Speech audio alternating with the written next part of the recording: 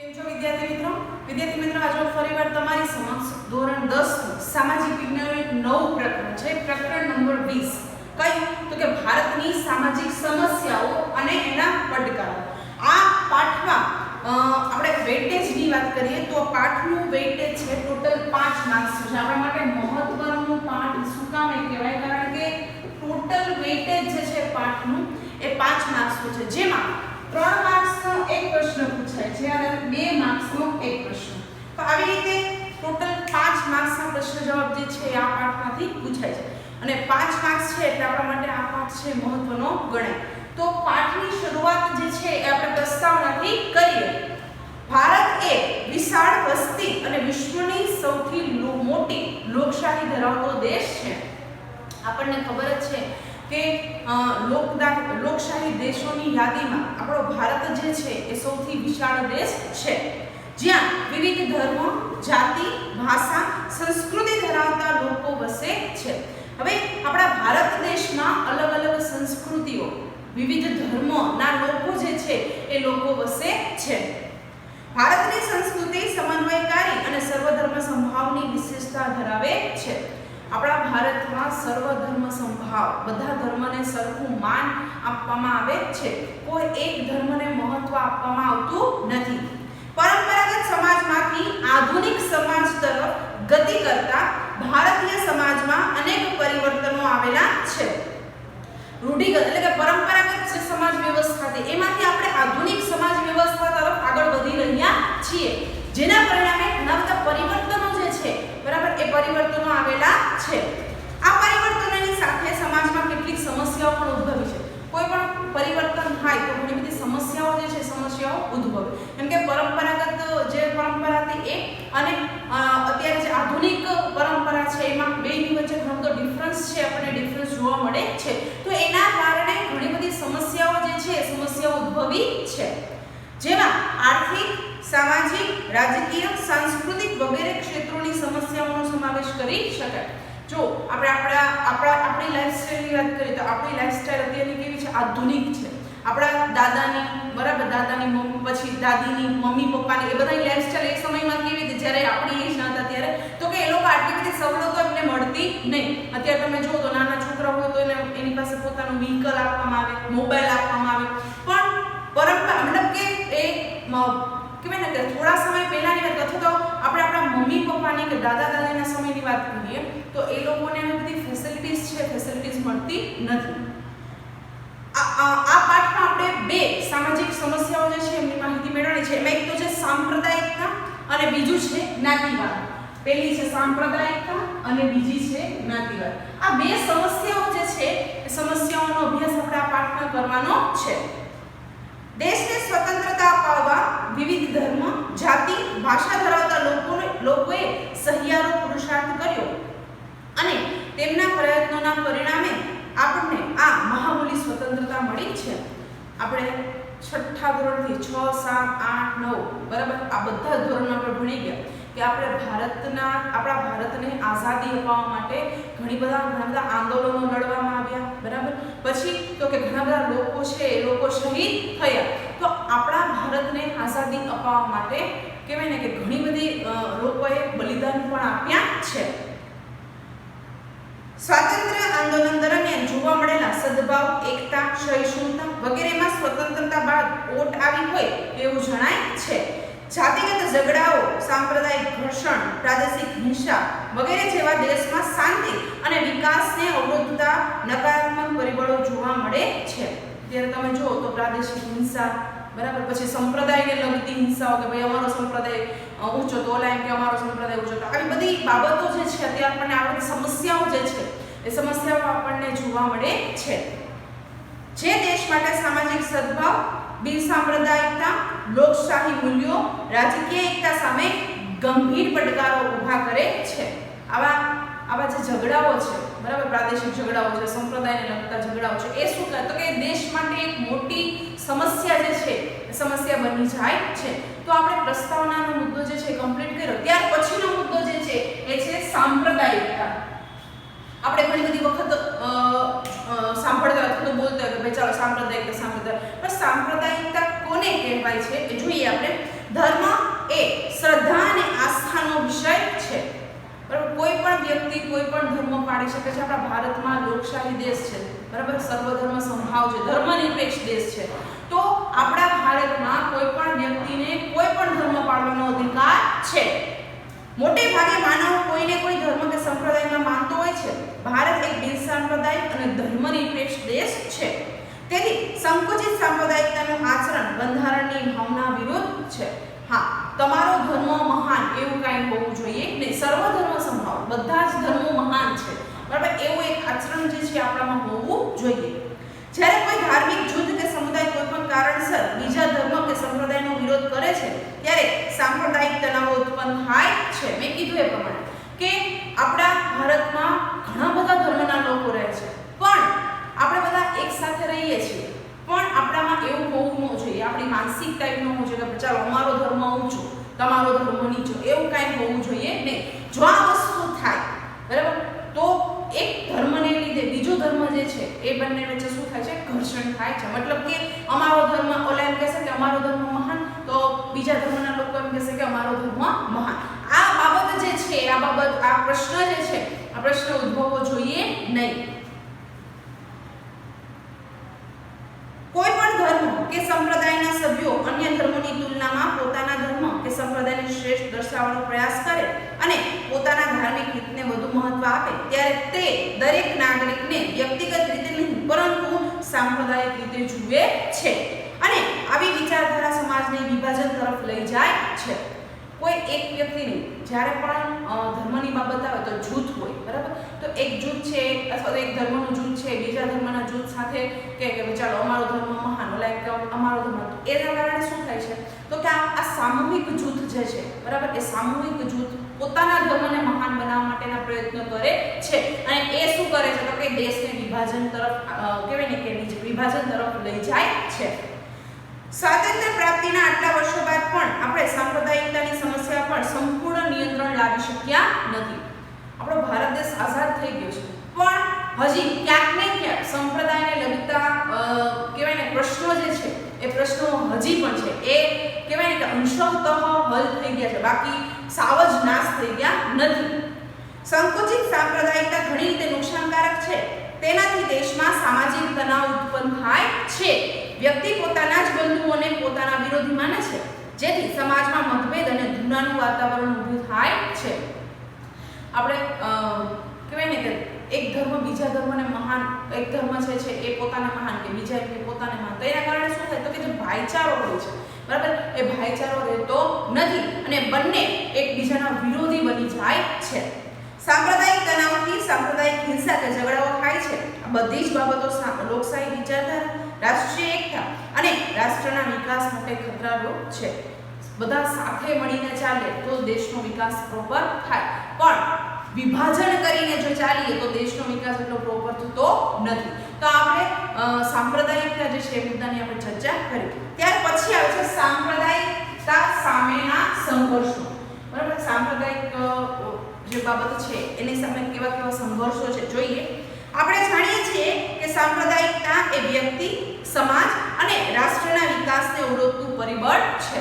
એવું પૂછાય કે ભાઈ કહેવાય ને કે દેશને અથવા તો કહેવાય ને કે વ્યક્તિને, સમાજને અને રાષ્ટ્રના વિકાસને અવરોધતું પરિબળ કયું તો કે એક તો આવે સાંપ્રદાયિકતા. બરાબર, સાંપ્રદાયિકતાને કારણે શું થાય છે તો કે વ્યક્તિગત અથવા તો દેશનો વિકાસ જે છે વિકાસ અટકી જાય છે.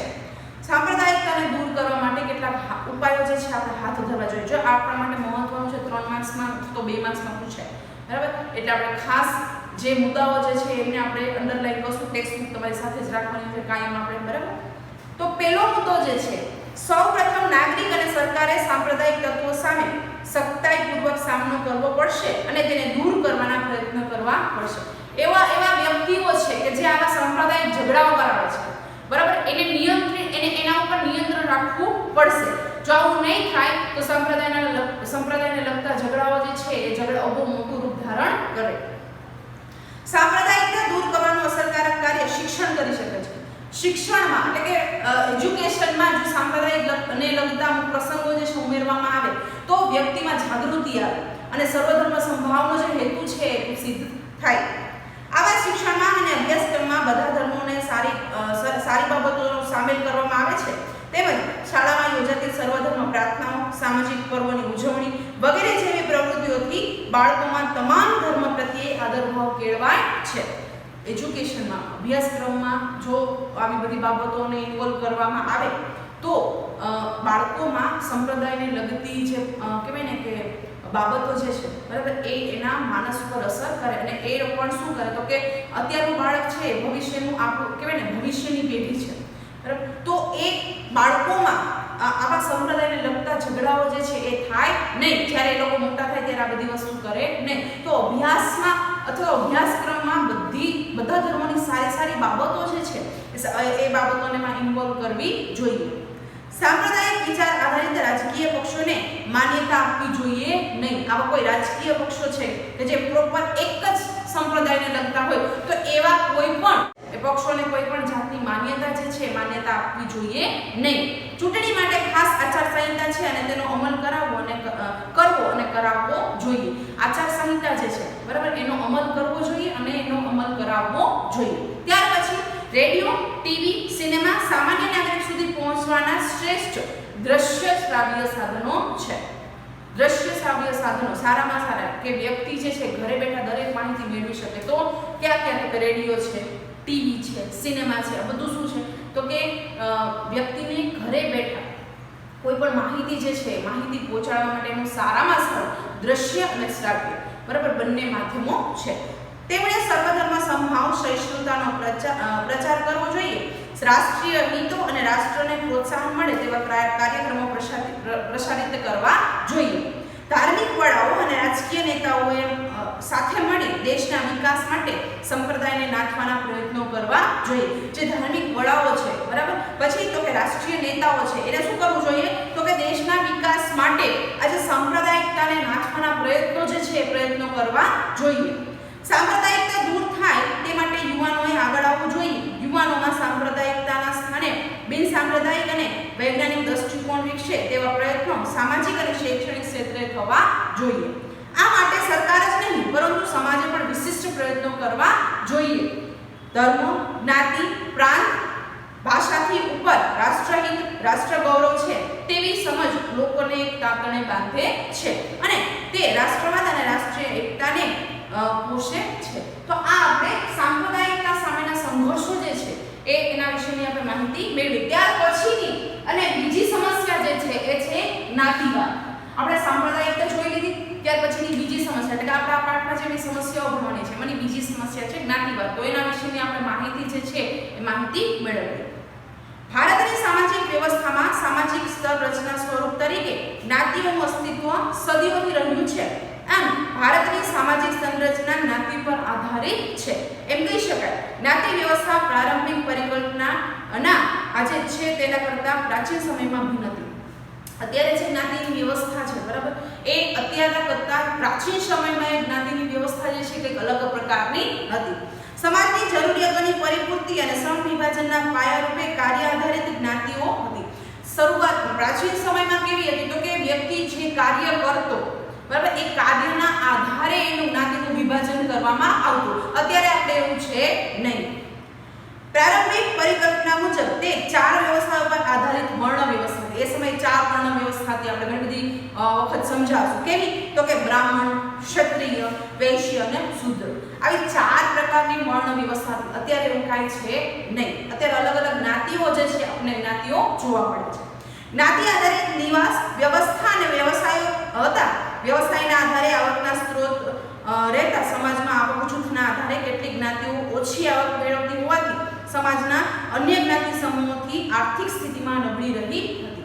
હવે આપણે જોયું કે બ્રાહ્મણ, ક્ષત્રિય, વૈશ્ય અને શૂદ્ર તો અમુક વ્યક્તિઓ એવા હતા કે જે આર્થિક રીતે મતલબ કે એને એ જે કાંઈ પણ કામ કરતા એમાં એને એટલું બધું આર્થિક ઉપાર્જન જે છે આર્થિક મતલબ કહેવાય ને કે આવક જે છે મળતી નહીં. તો એના કારણે શું થતું તો કે એ જે વર્ગ હતો એ વર્ગ કાયમને માટે શું રહેતો નબળો રહેતો અને સમાજમાં પણ એનું બહુ એવું બધું સ્થાન હતું નહીં. તો એ સમયે આવી આર્થિક પ્રવૃત્તિઓ અથવા તો આર્થિક ઉપાર્જનના આધારે આ જે વર્ણ વ્યવસ્થા જે છે વર્ણ વ્યવસ્થા કરવામાં આવેલી હતી. ભારતમાં અંગ્રેજોના શાસનકાળ પહેલાના સમયમાં કેટલીક જાતિઓ અન્ય સમૂહોથી દૂર સહેલાઈથી પહોંચી ન શકાય તે તેવા દુર્ગમ જંગલો અને પહાડી વિસ્તારોમાં અલગ વસવાટ કરતી હતી.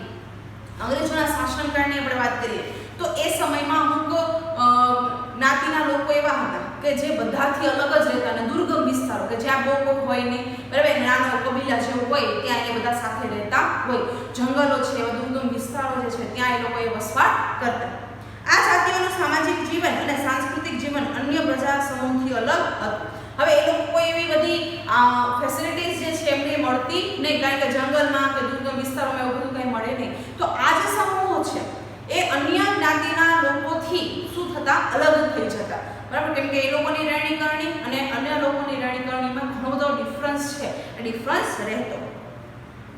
તેઓની પોતાની આગવી સંસ્કૃતિ બોલી હતી. તે જાતિના લોકો પણ પેઢી દર પેઢી અલગ વસવાટ, એકાંકી જીવન વગેરેના કારણે વિકાસ સાધી શક્યા નહીં. પરિણામે તેમની આર્થિક અને સામાજિક સ્થિતિ પણ નબળી રહી. હવે ત્યાંને ત્યાં વસવાટને કારણે એમને બહુ કહેવાય ને કે એ લોકોને બહુ બધા જે કંઈ પણ કહેવાય ને કે બાબતો જે અથવા તો જે કંઈ ફેસિલિટીઝ છે મળતી નહોતી. એટલે એ લોકો ત્યાંને ત્યાં રહેતા અને એ લોકોને ત્યાંને આજુબાજુનામાંથી જે કંઈ પણ વસ્તુઓ મળી રહે એ વસ્તુઓના આધારે પોતાનું ગુજરાન ચલાવતા. તો આવા જે સમાજ જે છે, બરાબર, એ સમાજ જે છે અલગ કહેવાય ને કે બીજા લોકોથી એ શું થઈ ગયું, અલગ થઈ ગયું, આર્થિક રીતે પણ અને સામાજિક રીતે પણ. તો આપણે એ કઈ જ્ઞાતિઓ એવી, એટલે કે જો લઘુમતીઓ, નબળા વર્ગો અને પછાત વર્ગોના હિતોના રક્ષણ માટેની બંધારણીય જોગવાઈ, આવા જે સમૂહો છે આપણે વાત કરી કે એ લોકોને કહેવાય ને કે શહેરના લોકો અથવા ગામડાના લોકોથી સૌ વંચિત એવું દુર્ગમ વિસ્તારો કે જંગલ વિસ્તારોમાં એ લોકો રહેતા, એવા લોકોને ઉત્કર્ષના કાર્યો અથવા તો એવા લોકોનો વિકાસ થાય, બરાબર, એના માટેના કાર્યો જે છે સરકાર કરે છે. ભારતના બંધારણમાં લઘુમતીઓ એટલે એવો વર્ગ કે જેની સંખ્યા બહુ ઓછી છે, બરાબર, એવા લઘુમતી વર્ગો, નબળા વર્ગો અને પછાત વર્ગોના રક્ષણ, કલ્યાણ અને વિકાસ માટે કેટલીક બંધારણીય જોગવાઈઓ કરવામાં આવી છે. હવે આ લોકો જે છે ક્યાં, તો કે લઘુમતીઓ છે, નબળા વર્ગના લોકો છે, પછાત વર્ગના લોકો છે, એના ઉત્કર્ષ માટેની અમુક બંધારણમાં જોગવાઈઓ જે છે જોગવાઈઓ કરવામાં આવેલી છે. આ બંધારણીય જોગવાઈઓ તેમના હિતોની રક્ષા, સામાજિક અસમાનતાનું નિવારણ અને તેમના કલ્યાણ અને વિકાસ માટે સુનિશ્ચિત કરી છે. એમનું કલ્યાણ થાય, એમનો વિકાસ થાય, એના માટેની બંધારણમાં જોગવાઈઓ જે છે જોગવાઈઓ કરવામાં આવેલી છે. ભારતનું બંધારણ ભારતના તમામ નાગરિકોને સમાન રીતે સામાજિક, આર્થિક અને રાજનૈતિક ન્યાય પ્રદાન કરે છે. બરાબર, આપણે 9મા ધોરણમાં ભારતનું ન્યાયતંત્ર જે છે એ પાઠની માહિતી મેળવી હતી ત્યારે આપણે જોયું કે ભારતમાં ન્યાયતંત્રમાં નિષ્પક્ષ રીતે ન્યાય આપવામાં આવે છે. તો સમાજનો નીચા વર્ગથી લઈ અને ઉપલા વર્ગ સુધીનો કોઈ પણ વ્યક્તિ છે, બરાબર, એ ન્યાયથી વંચિત ન રહી જાય એવી વ્યવસ્થા જે છે વ્યવસ્થા કરવામાં આવે છે. ભારતના બંધારણમાં જણાવ્યા મુજબ જાતિ, જ્ઞાતિ, ધર્મ, ભાષા, લિંગના આધારે કોઈ પણ પ્રકારનો ભેદભાવ રાખવામાં નહીં આવે. દરેક વ્યક્તિને સમાન તક અને સમાન દરજ્જો જે છે પ્રાપ્ત થાય તેનો પણ બંધારણમાં ઉલ્લેખ છે. કોઈ પણ વ્યક્તિ છે એ પોતાની જ્ઞાતિ હોય, જાતિ હોય, કોઈ પણ લિંગ હોય, એના આધારે એ પોતાનો વિકાસ સાધી શકે એ તમામ જોગવાઈઓ જે છે આપણા બંધારણમાં કરવામાં આવેલી છે. આ ઉપરાંત રાજ્યોને એવા પણ અધિકાર આપવામાં આવ્યા છે કે કલ્યાણકારી રાજ્યનું દાયિત્વ નિભાવવા તથા નબળા અને પછાત વર્ગોની રક્ષા કરવા કેટલાક મૂળભૂત અધિકારો પણ બંધારણમાં રહીને યોગ્ય પ્રતિબંધ લગાવી શકે છે રાજ્ય કક્ષાએ. કારણ કે બધા જ રાજ્યોમાં આ લઘુમતીઓ છે, નબળા વર્ગો જે છે, પછાત વર્ગનો છે, બધા એકસરખી સંખ્યા નથી. અમુક રાજ્યોમાં વધારે છે તો અમુક રાજ્યોમાં ઓછી છે. તો એ રાજ્યને કેન્દ્ર સરકાર અથવા તો કેન્દ્રએ એટલી કહેવાય ને કે છૂટ આપી છે કે એ પોતાના રાજ્યમાં રહેલા આવા જે લોકો છે એમના ઉત્કર્ષના કાર્યો જે છે બંધારણના જોગવાઈઓ અનુસાર અથવા તો કહેવાય ને કે બંધારણને આધીન જે છે એ કરી શકે છે. ધાર્મિક સ્વતંત્રતાનો અધિકાર કોઈ પણ ધર્મનું પાલન કરવાની સ્વતંત્રતા આપે છે. આપણા મૂળભૂત હક્કો જે છે, બરાબર, એમાં આપણને ધાર્મિક સ્વતંત્રતાનો હક પણ આપવામાં આવ્યો છે કે આપણે કોઈ પણ ધર્મ જે છે ધર્મ અપનાવી શકીએ છીએ. એમાં સ્વતંત્રતા આપવામાં આવી છે. એમાં કોઈ પણને સજા કંઈ થતું નથી. જે ધર્મના લોકો જે છે એને બીજો ધર્મ અપનાવવો હોય તો એ અપનાવી શકે છે. લઘુમતીઓ, નબળા વર્ગો અને પછાત વર્ગોને બંધારણીય હક આપવા પાછળનો મુખ્ય ઉદ્દેશ એ છે કે તેઓને રાષ્ટ્રમાં સમાન તક, ન્યાય અને દરજ્જો આપવો. રાષ્ટ્રની પંચવર્ષીય યોજનાઓમાં પણ આ બધા વર્ગો માટે ખાસ ધ્યાનમાં રાખવામાં આવે છે. રાષ્ટ્રમાં પંચવર્ષીય યોજનાઓ જે છે, બરાબર, યોજનાઓમાં આવા લોકો જે છે એમના ઉત્કર્ષ થાય, મતલબ એનો વિકાસ થાય એવી બાબતોને એમાં આવરી લેવામાં આવે છે. ત્યાર પછી આવે છે એ છે લઘુમતીઓ. લઘુમતીઓ કોને કહીએ? ધર્મ કે ભાષાના આધારે કોઈ પણ પ્રદેશ કે પ્રદેશોમાં બહુમતીમાં ન હોય તેવા લોક સમૂહને લઘુમતી કહેવામાં આવે છે. બરાબર, કોના આધારે? તો કે ધર્મ કે ભાષાના આધારે કોઈ પણ પ્રદેશ કે પ્રદેશોમાં બહુમતી ન હોય, મતલબ કે એ વ્યક્તિઓ જે છે એની સંખ્યા જાજી ન હોય અથવા તો વધારે ન હોય તેવા લોક સમૂહને લઘુમતીઓ કહેવામાં આવે છે. ભારતના બંધારણમાં લઘુમતી માટે સ્પષ્ટ વ્યાખ્યા કરવામાં આવી નથી. દેશ કે પ્રદેશની વસ્તીમાં અડધા કે તેથી ઓછી સંખ્યા ધરાવતા લોક સમૂહને લઘુમતી કહી શકાય છે. લઘુમતીઓનો ખ્યાલ કોઈ પણ ધર્મ, ભાષા કે પ્રદેશ પૂરતો મર્યાદિત નથી. રાષ્ટ્રીય સ્તર પર લઘુમતીઓની જેમ જ રાજ્ય સ્તર પર સ્થાનિક અથવા પ્રાદેશિક લઘુમતીઓની નોંધ લેવી પડે. માટે જ રાષ્ટ્રીય સ્તર પર લઘુમતીઓની સંકલ્પના એ આજ રાષ્ટ્રીય સ્તરની સંકલ્પના કરતાં બિલકુલ ભિન્ન છે. મેં તમને અગાઉ જ કીધું કે બધા જ રાજ્યોમાં લઘુમતીઓની સંખ્યા જે છે એક સરખી નથી. અલગ અલગ રાજ્યોમાં લઘુમતીઓની સંખ્યા જે છે અલગ અલગ છે. એટલે કે જો કોઈ લોક સમુદાય, કોઈ પ્રદેશ રાજ્યની કુલ વસ્તીના પ્રમાણમાં બહુમતી ન હોય તો પણ રાષ્ટ્રીય રીતે લઘુમતીમાં હોઈ શકે છે.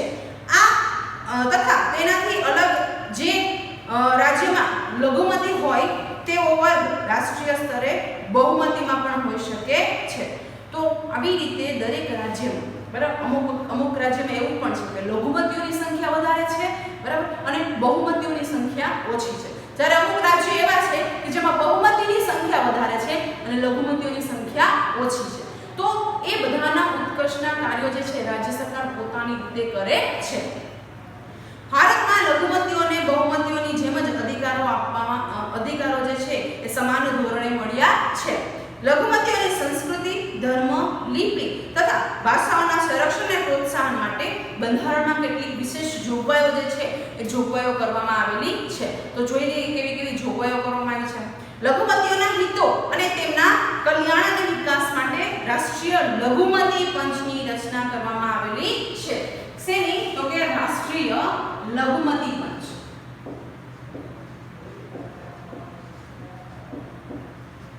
આ શું કાર્ય કરે છે? તો કે આ લઘુમતીઓના ઉત્કર્ષના કાર્યો જે છે એ કાર્યો કરે છે.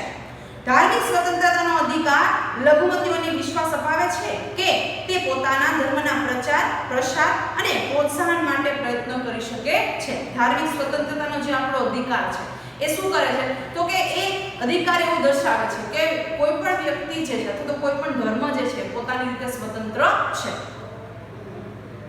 કાયદો બળપૂર્વક ધર્માંતરને માન્ય રાખતો નથી. હા, બળજબરીપૂર્વક કોઈ પણને ધર્માંતર એટલે કે જે ધર્મનો વ્યક્તિ જે છે એને બીજા ધર્મનો અપનાવવા પણ કોઈ પણ જાતની બળજબરી કરવામાં આવતી નથી. સરકારી સહાય લેતી કોઈ પણ શિક્ષણ સંસ્થામાં ધાર્મિક શિક્ષણ અપાતું નથી. જો ગવર્નમેન્ટ સ્કૂલો જે છે, બરાબર, એમાં ખાસ કોઈ પણ એક ધર્મને લગતું ક્યાંય પણ શિક્ષણ અપાતું નથી. બરાબર, તો આ પણ મહત્વનું છે કે એક ધર્મ કહેવાય ને કે ધાર્મિક સ્વતંત્રતા જે છે આપણને આપવામાં આવેલી છે. તમામ ધાર્મિક સમુદાયોને તેમના ધર્મના વ્યવસ્થાપન અને ધાર્મિક કાર્યો માટે સંપત્તિ મેળવવાનો અને તેની દેખરેખ રાખવાનો અધિકાર છે. પોતાના ધર્મનું વ્યવસ્થાપન કરવા માટે કોઈ પણ ધર્મના લોકો જે છે, બરાબર, એમને જે કંઈ પણ સંપત્તિ જે છે સંપત્તિ મેળવવાનો અને એનું રક્ષણ કરવાનો અધિકાર છે. ત્યાર પછી સાંસ્કૃતિક અને શૈક્ષણિક અધિકાર દ્વારા લઘુમતીઓ પોતાની લિપિ અને સંસ્કૃતિનું રક્ષણ કરી શકે છે. સરકારી સહાય મેળવતી કોઈ પણ સંસ્થામાં ધર્મ, વંશ, જાતિ, વર્ણ કે ભાષાના આધારે કોઈ પણને પ્રવેશ મેળવતા અટકાવી શકાશે નહીં. કોઈ પણ શાળા જે છે એ શાળામાં કોઈ એક ધર્મના બાળકોને જ એજ્યુકેશન અથવા તો એક ધર્મના બાળકોને જ એડમિશન અપાય એવું છે નહીં. બધા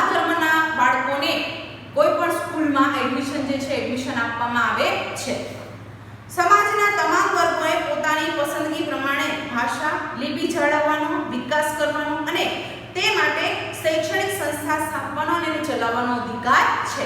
ભારતીય લઘુમતીના બાળકોને પ્રાથમિક શિક્ષણ માતૃભાષામાં મળે તેવી સુવિધા રાજ્ય સરકાર આપે છે. તો આવી રીતે લઘુમતીઓ જે છે એ લઘુમતીઓ વિશેની આપણે માહિતી મેળવી. પાઠ હજી અધૂરો છે. નેક્સ્ટ વિડીયોમાં આનાથી આગળ જોશું. ત્યાં સુધી નમસ્કાર.